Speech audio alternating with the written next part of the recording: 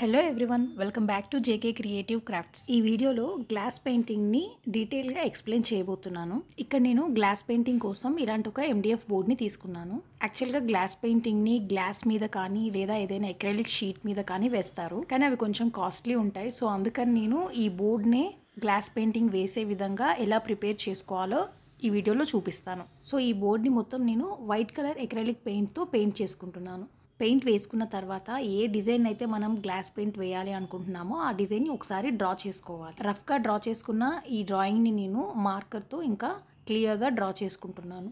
ఇప్పుడు ఈ డ్రాయింగ్ పైన నేను వార్నిష్ వేసుకుంటున్నాను. ఇక్కడ నేను వుడ్కి వేసే వార్నిష్ని యూస్ చేస్తున్నాను. వార్నిష్ వేయటం వల్ల ఏంటంటే సర్ఫేస్ మొత్తం గ్లాసీగా అవుతుంది. సో దీనివల్ల ఏంటంటే గ్లాస్ పెయింట్ వేసినప్పుడు అది బోర్డ్లోకి అబ్జర్బ్ అవ్వదు.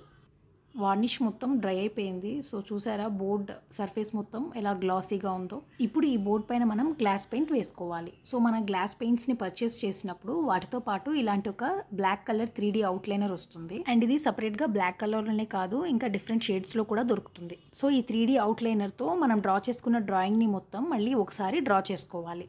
సో ఈ విధంగా పెయింటింగ్ని మొత్తం అవుట్లైనర్తో డ్రా చేసుకున్నాను.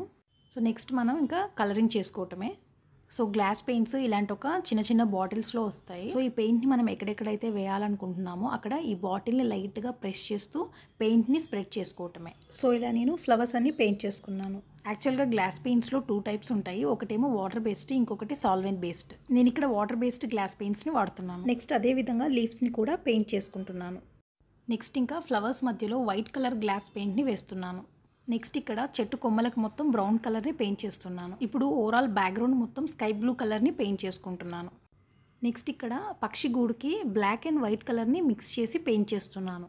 అది ఎలా అంటే ఫస్ట్ కొద్దిగా బ్లాక్ కలర్ని పెయింట్ చేసుకుని అక్కడక్కడ వైట్ కలర్తో షేడింగ్ చేసుకోవాలి. సో ఫైనల్ పార్ట్ బర్డ్స్కి గ్లాస్ పెయింట్ ఎలా వేయాలో చూపించబోతున్నాను. ఇక్కడ నేను నార్మల్గా పెయింట్ వేయకుండా ఒక 2-3 కలర్స్ని మిక్స్ చేసి పెయింట్ చేస్తున్నాను. సో అదంతా ఎలా చేయాలో మీకు డీటెయిల్గా ఎక్స్ప్లెయిన్ చేస్తాను. సో ఇలా బ్యూటిఫుల్గా కలర్ఫుల్గా ఈ పక్షిని డ్రా చేసుకోవడానికి నేను స్కై బ్లూ కలర్ని, పింక్ కలర్ని ఇంకా వైట్ కలర్ని యూస్ చేశాను. సో ఫస్ట్ వైట్ కలర్ని నేను పక్షి బాడీ మొత్తం పెయింట్ చేసుకున్నాను. నెక్స్ట్ పింక్ కలర్ని అక్కడక్కడ డాట్స్లా వేసుకున్నాను.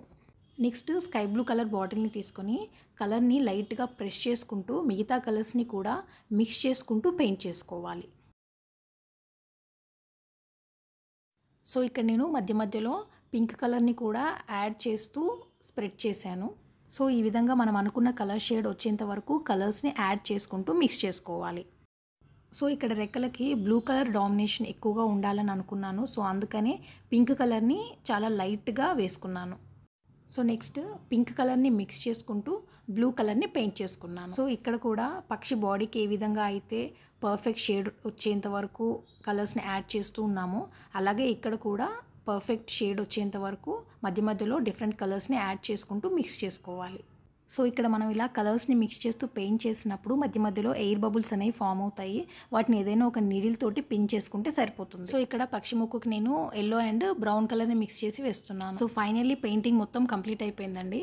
ఓవరాల్ పెయింటింగ్ మొత్తం ఈ విధంగా ఉంది. మీకు కనుక ఈ పెయింటింగ్ నచ్చితే ఇలాంటి మరెన్నో పెయింటింగ్స్ కోసం ప్లీజ్ ఛానల్ని సబ్స్క్రైబ్ చేయండి. అలాగే ఈ వీడియోని లైక్ చేయండి, మీ ఫ్రెండ్స్ అండ్ ఫ్యామిలీతో షేర్ చేయండి. అండ్ ఈ పెయింటింగ్ ఎలా అనిపించిందో ప్లీజ్ కమెంట్ చేయండి. Thank you so much for watching this video.